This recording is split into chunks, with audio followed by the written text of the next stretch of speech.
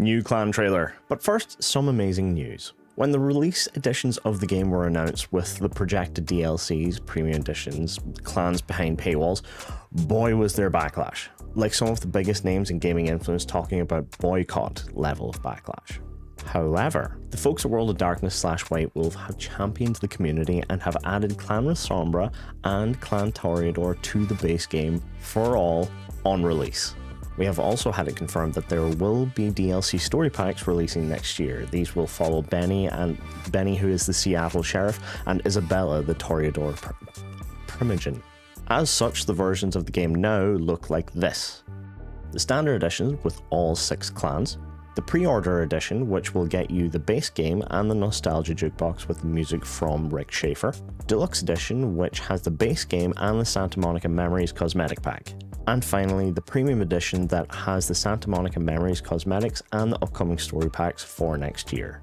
There are also different physical editions that you can get in specific stores. All around, this is great news for the game. I'd love to see this kind of community first work and taking valid criticism on board and making amends. Take note, big studios. Now to the Brujah trailer. Some think the Brujah are nothing more than meat and muscle, letting their minds take a backseat to their impulses.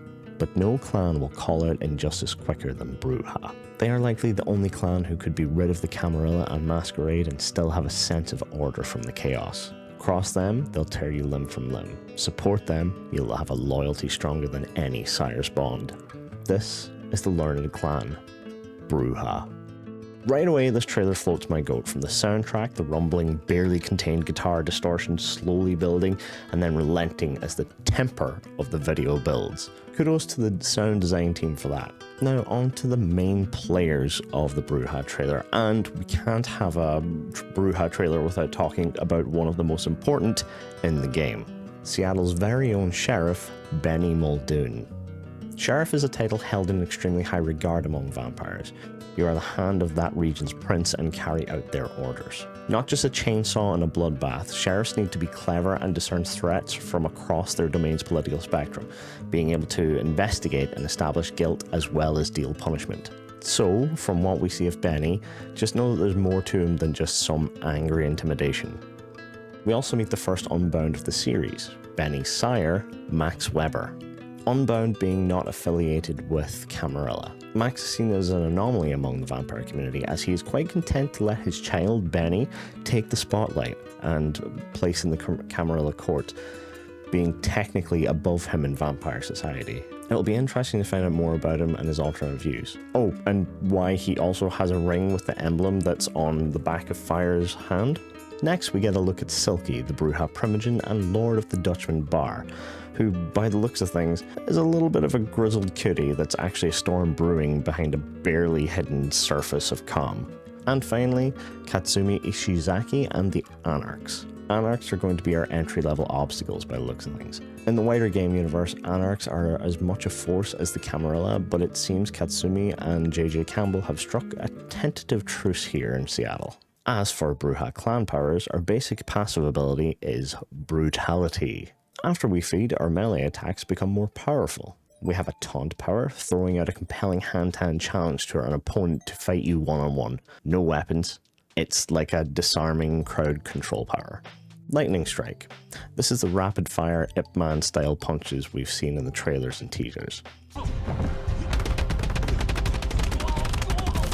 Charge. This is the Hulk or Bane style move where you grab an opponent and ram through your enemies. Earth Shock is an AoE or area of effect where we slam the ground and pushes our enemies into the air and they then fall prone. It's a nice way to level the playing field against multiple enemies. And finally, our unlisted top tier clan perk, Spark of Rage. Killing enemies, so not just feeding on them, will activate our passive brutality ability, meaning the more we kill, the longer we rage. And that, dear viewers, wraps up this week's clan trailer recap, and a bit of news to get excited about too. I have seen many posts about the game still trying to tear it down after these adjustment announcements, mentioning it's a continued boycott because it's not what some people envisioned for a Bloodlines sequel, but it's what we're getting. You can not like a game and it can still be a good game. Trying to make the DLC adjustments sound bad after they've addressed the core points is just a little bit petty at this point. And yes, you can not like the new adjustments, that's fine too, but you can't say that they haven't walked a lot of it back. I mean, I heard a creator on TikTok say that the story packs that aren't releasing until next year, that they're not good, but they're not releasing until next year. Saying stuff like, well, if they have announced it now, they knew it was coming, so it should have already been in the base game already. They aren't ready now. Why would they be in the base game if they're not ready? The hate is becoming so forced.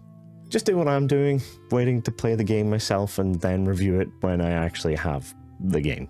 Heck, if you don't like the game when it releases, then the story packs were never really for you anyway, were they? Anyway, that's my wee rant over. Have a great week, be well, be kind, take care.